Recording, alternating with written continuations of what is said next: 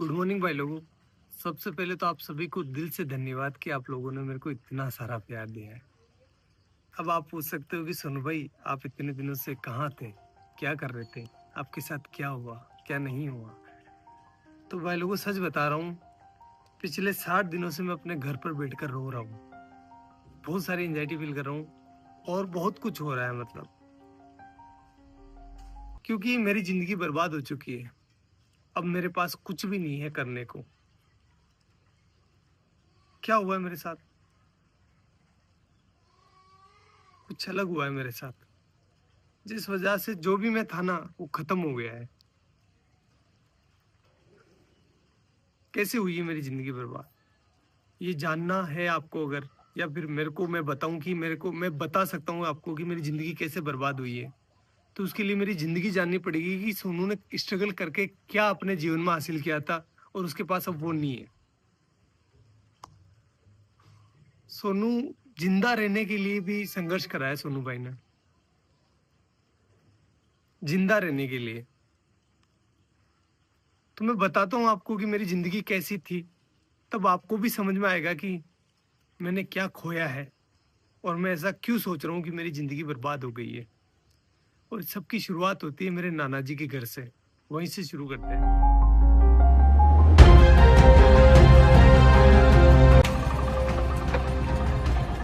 Guys ये है मेरे नाना नानी का घर, जहां पर मेरा जन्म हुआ था। चलो अंदर चलकर देखते हैं कौन कौन है।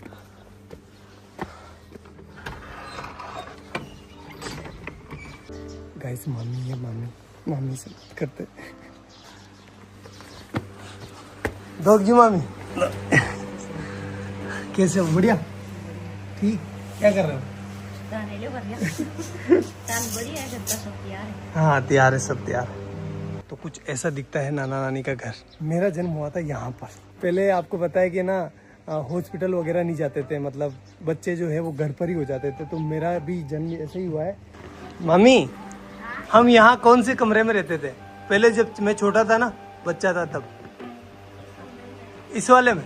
ये है वो रूम जहां पर हम बचपन में रहा करते थे। ये वाला देखो आप, ये देखो इधर इधर इधर इधर। इस वाले रूम में जो है भेड़ और बकरियों के बच्चे रहा करते थे, क्योंकि बाहर कुत्ते मार देते थे ना, इसलिए। और इस वाले पोर्शन में जो है मेरी बूढ़ी नानी, जो अब इस दुनिया में नहीं है, और मेरी मम्मी दोनों रहा करती थी। और यहीं पर हम जो है पले बड़े हुए हैं। एक्चुअली में हुआ क्या था गाइस कि यार वो एल्कोहलिक थे, थोड़ा सा उनकी हैबिट थी कि उनको नशा लग गया था। तो फिर वो हमारी टेक केयर नहीं कर पा रहे थे अच्छे से। तो नाना नानी ने ये रिस्पॉन्सिबिलिटी ली कि हम जो है इन बच्चों को पालेंगे, अदरवाइज इनका क्या होगा। तो उन्होंने हमें यहाँ लेकर आए और यहीं पर जो है मम्मी अपना काम करती थी, साथ ही साथ हमारा पालन पोषण यहीं हो रहा था। तो मैं एक लाइन बोल सकता हूँ कि अगर मेरे नाना नानी नहीं होते ना, तो आज मैं या फिर मेरे बहन भाई हो सकता है कि इस दुनिया में नहीं होते। गाइस देखो नाना जी का गांव कितना प्यारा है। खैर फिर वो टाइम आया जब हमें ये घर छोड़ना पड़ा, क्योंकि यार गाइस देखो नाना नानी कब तक पालेंगे, उनकी खुद की भी कोई जिम्मेदारी है, इसलिए फिर हमें यहाँ से जाना पड़ा। चलो अपन भी चलते हैं, लेकिन उससे आशीर्वाद ले लेते हैं। चलो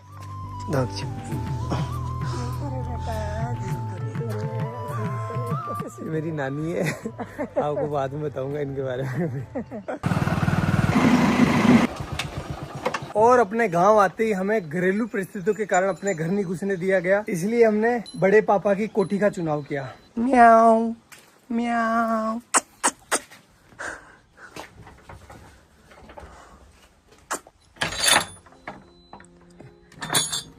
तो भाई लोगों ये है हमारी कोठी, जहां पर हम 2 साल रुके थे। तो अगर मैं अपने 2 हाथ फैलाऊं ना, इतना ही डिस्टेंस है, ज्यादा नहीं है। इतनी ही इसकी लंबाई है और इतनी ही इसकी चौड़ाई है, ये देखो।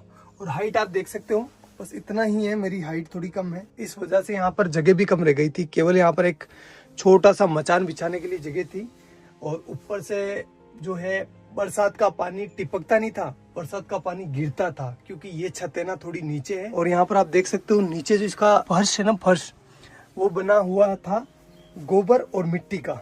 इस वजह से यहाँ पर कभी कभी सांप आ जाया करते थे, अपने घर बना लिया करते थे। और भाई लोगों इस घर में हमें जिंदा रखने की जिम्मेदारी आ गई हमारे मम्मी के कंधों पर। और इस वजह से पहले भी काम किया उन्होंने, लेकिन उन्होंने 10 रुपए मजदूरी में काम चालू कर दिया। 10 रुपए में से 5 रुपए के वो हमारे लिए चावल लेकर आती थी। मैं लेकर आया हूँ आपको बताने के लिए कि उस टाइम कितने चावल आते थे।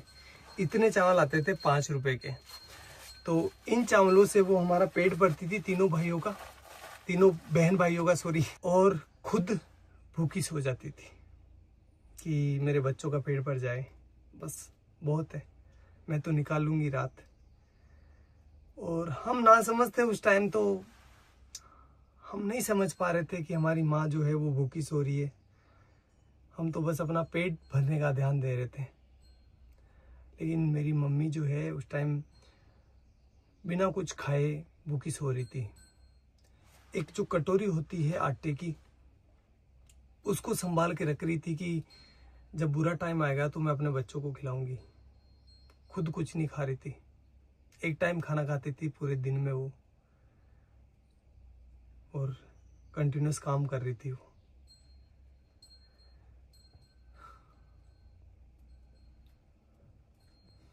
और ये सारी चीजें हम बच्चे नहीं समझ पा रहे थे, हमारा माइंड उतना डेवलप नहीं था कि हम ये इतनी भारी चीजें समझ पाए। हम तो अपना पेट भरते, खेलते और अच्छे थे। मम्मी को ही पता है कि वो हमें कैसे जिंदा रख रही है। मदर इंडिया, यही तो मदर इंडिया है। सारे दुख खुद रख लेती है और अपने बच्चों तक किसी भी प्रकार की प्रॉब्लम्स नहीं पहुंचने देती है। बापड़ी कोई का लोन भी मांग बनेगी दान की जाती कड़ू कई माती गणा दौरा तेना पड़िया। हाँ तेना गणा दौरा पड़िया रे भाई थारी मात तो सब्जी बेचती, लेडीज रहती, भाई दौड़ाती, तेन खुआती, बा भूखी रहती, भाई मार ससुरी भूखा। तना दूध पाइयो, तेने रोटी खुआई, गनी दोरी कमा कमारा, तमात का दान की जाती। हाँ ते भरा का केवन के ते बली दूध ने भरे क्यों, मैं ते दिए किस कोई केव गणा दौरा पहले तो बा। और भाई लोगों, इस वाली छत की ना एक स्पेशल कहानी है, बताता हूँ मैं आपको। पर मैं, मेरा भाई और मेरी बहन बैठे थे शाम को, और हम राह देख रहे थे कि हमारे लिए कोई खाना लेकर आएगा, क्योंकि हमारी मम्मी जो थी वो गांव चली गई थी किसी कारणवश, तो हमारे लिए खाना नहीं बना था उस टाइम। कोई भी खाना लेकर नहीं आया और हम तीनों बहन भाई भूखे ही सोए। यही जगह थी वो, सेम टू सेम। एक बात बताऊँ आपको, जब आप भूखे होते हैं ना तो आपको अच्छे से नींद नहीं आती। देख लेना एक बार। चलो मैं आपको अपनी बहन से मिलवाता हूँ। अगर भाई नहीं होता अपना तो अपन आज क्या होते हैं, कहाँ पर होते हैं? कुछ भी नहीं होते हैं, कुछ भी वजूद नहीं होता हमारा। जिंदा होते? नहीं है? नहीं। भाई ने क्या किया अपने लिए? बहुत मेहनत की, बहुत हमें शिक्षित किया। बड़े भाई ने हमें सब कुछ सिखाया, सब कुछ दिया।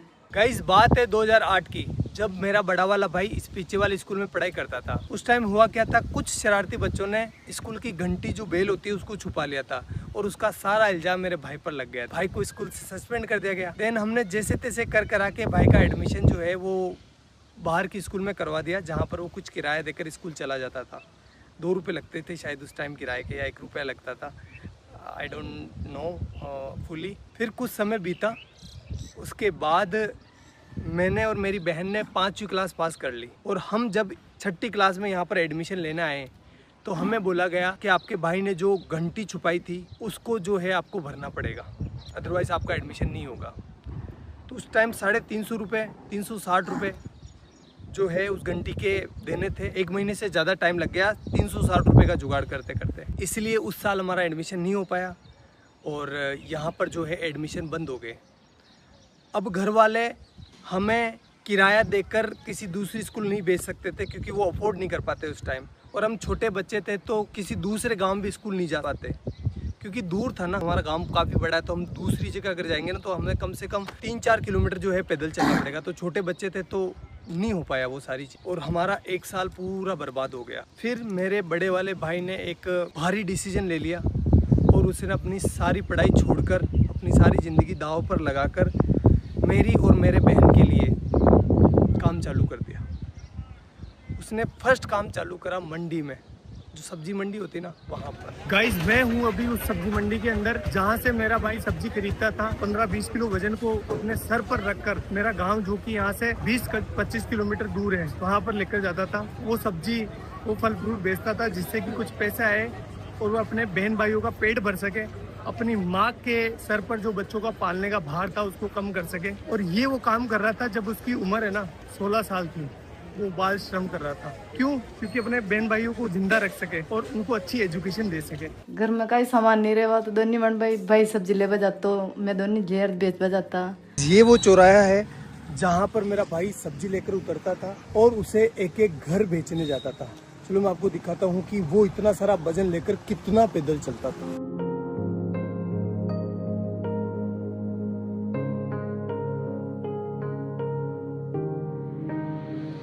उस 20 किलो वजन को अपने सर पर रखकर इन घरों में घूम घूम कर सब्जियां बेचता था। इस काम में कुछ लोग पैसे नहीं देते थे, मतलब सब्जियां उधार ले लेते थे और फिर बोलते थे कल ले लेना, परसों ले लेना। भाई लोगों एक बार की बात है, सामने जो पाबूजी महाराज का मंदिर दिखाई दे रहा है ना, उनके बारे में मैं ऐसा बताया गया, जो लड़के बैठे होते हैं ना चौराहे पर, बदमाश नहीं बदमोश उन्होंने ऐसा बोला कि मेला है पाबूजी महाराज का, तो इस दिन इस डेट को पाबूजी महाराज का मेला है, तो तुम अपनी सब्जियां और फल फ्रूट लेकर आ जाना यहाँ पर। तो हमने सोचा अच्छा है कि हमारा जो है फल फ्रूट बिक जाएगा और हमारा कुछ बेनिफिट हो जाएगा। हम आए तीनों बहन भाई, तो यहाँ पर आकर देखा तो कोई मेला नहीं था और उन्होंने थोड़े से हमसे फल फ्रूट ले लिए और हमको डरा धमका के भगा दिया।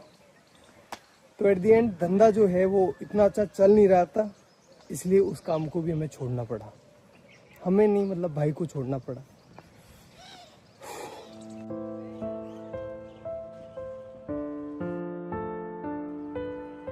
और गाइस फिर मेरे भाई ने खिलौनों की दुकान पर काम चालू कर दिया, जहां पर उनकी सैलरी थी 50 रुपए पर डे, यानी 1500 रुपए पर मंथ।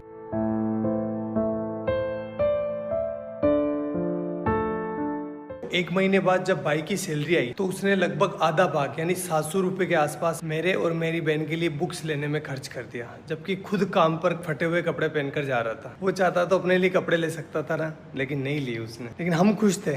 क्यों खुश थे? क्योंकि पहली बार रजिस्टर आया था, पहली बार हेल्प बुक आई थी, अब हमारे भी अच्छे दोस्त बनेंगे। यार बुक्स अच्छी आती है तो दोस्त आते ही है ना, भाई तेरी हेल्प बुक दे दे, तो हमारा कॉन्फिडेंस है ना सीधा आसमान चला गया।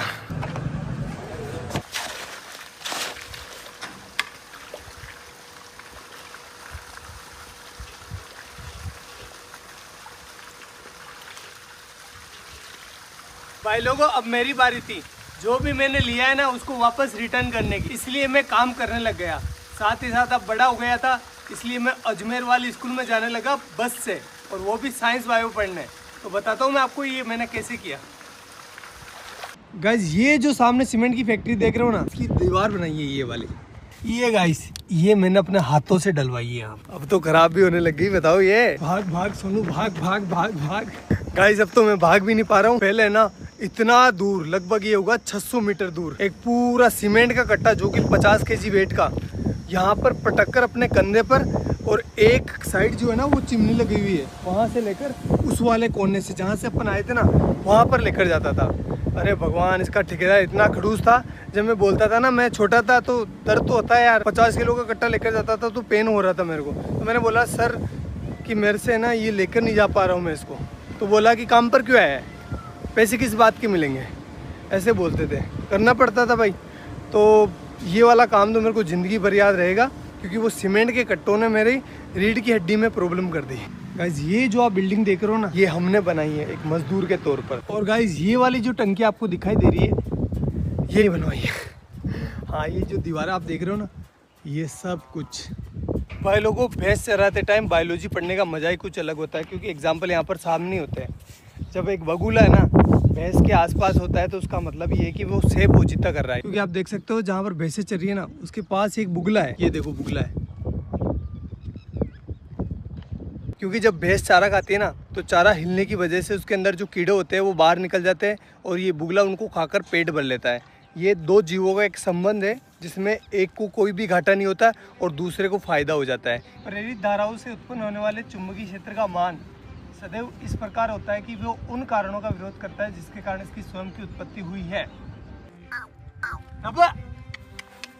अरे डब डब डब, डब जा।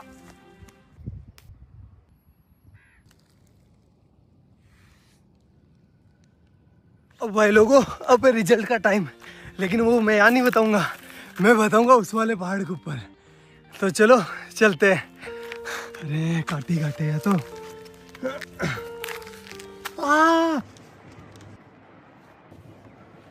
अब भाई लोगों मेरा आ गया 12th का रिजल्ट। परसेंटेज तो कम ही बना है, फिर भी मैं आपको बता देता हूँ।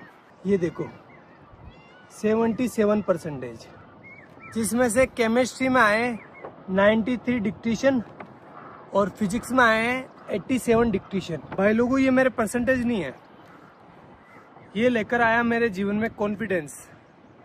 अभी तक भी मेरे जीवन में कोई हार्ड काम आता है ना, तो मेरे को अंदर से आवाज होती है कि तू कर लेगा, डर मत, तू कर लेगा। लेकिन इस बार है ना, मेरे को सोनू का सूरज डूबता हुआ दिखाई दे रहा है।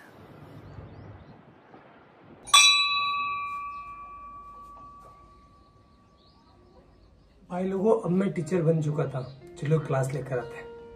हाइजेनबर्ग का अनसर्टेनिटी प्रिंसिपल, जिसके बारे में अपन बात करने वाले हैं, ठीक है। चलो बताओ कहाँ पर जाकर गिरेगा।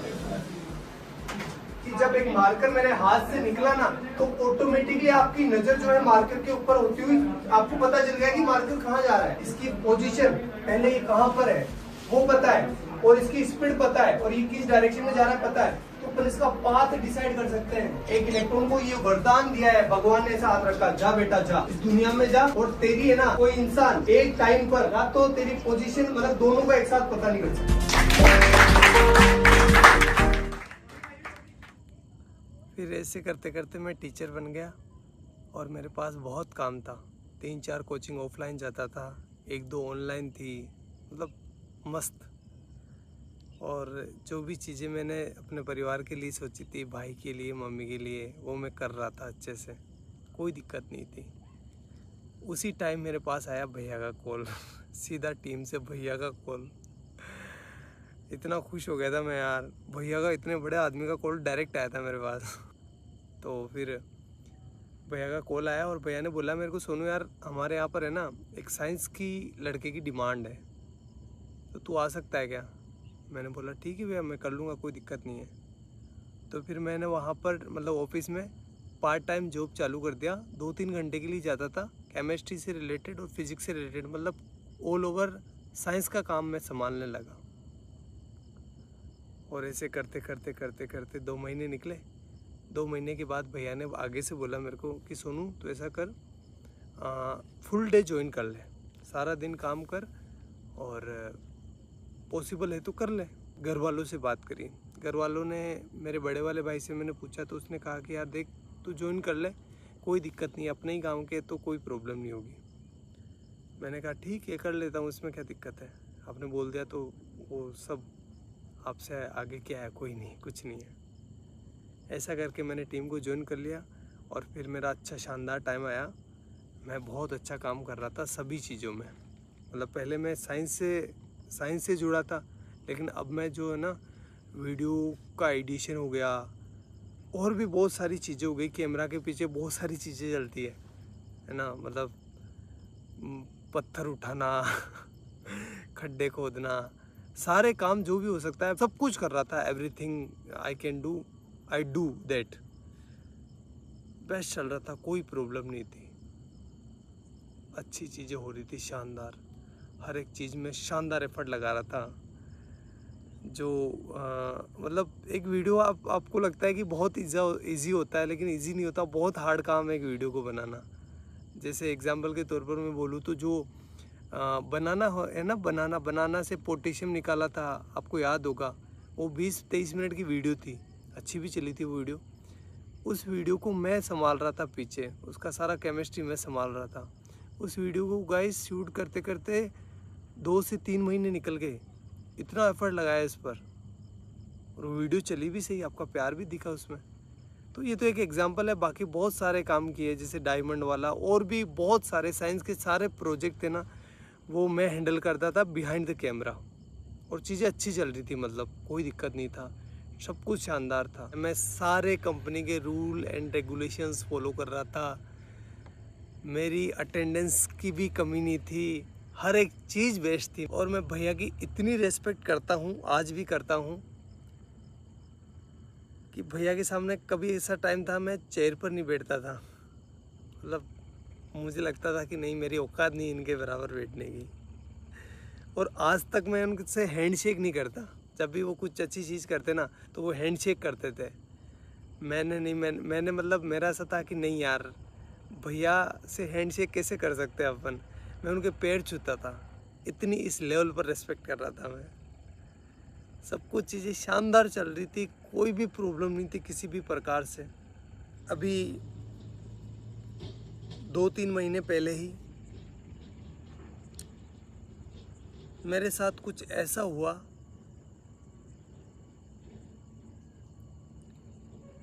कि मैं अब अभी तो आपको बता नहीं सकता। मैं पता नहीं कौन सी ज़िंदगी से निकल के आया हूँ, मेरे ये दिन कैसे निकले हैं मैं ही जानता हूँ।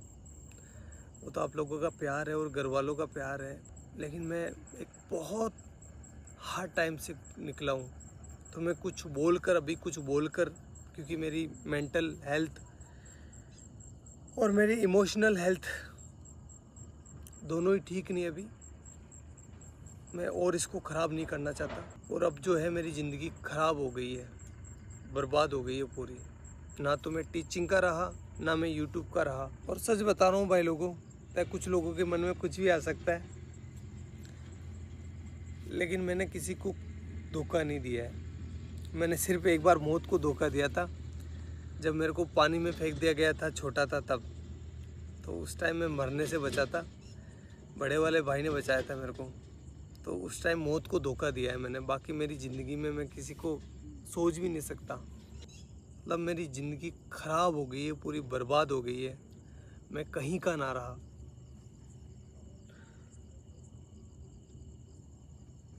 लेकिन घर वालों को वो चीज़ें नहीं दिखा सकता मैं। वो मेरी वजह से परेशान हो रहे थे, और आगे से मैं रहूँगा भी नहीं। ना तो आपके सामने रहूँगा, ना घर वालों के सामने रहूँगा। और साल भर तक मैं ट्राई करूँगा, अगर मेरे से ये हो जाता तो ठीक, अदरवाइज़ मैं जो है वापस अपने एजुकेशन फील्ड में चला जाऊँगा। और साथ ही जो है अपनी एजुकेशन को भी सुधारूँगा। और साथ ही ये करके देखना पड़ेगा, सिचुएशन ऐसी हो गई है कि मेरे को करना पड़ेगा, क्योंकि मैं क्या करूँगा अब। और आगे आने वाले टाइम में बताऊँगा मैं आपको कि मेरे साथ क्या हुआ है, लेकिन अभी मेरे को माफ़ करना, मैं नहीं बता सकता। मैं वापस वो डार्क टाइम नहीं देखना चाहता। आगे जाकर बताऊँगा, मैं पक्का बताऊँगा, लेकिन अभी नहीं। हाथ जोड़कर रिक्वेस्ट है।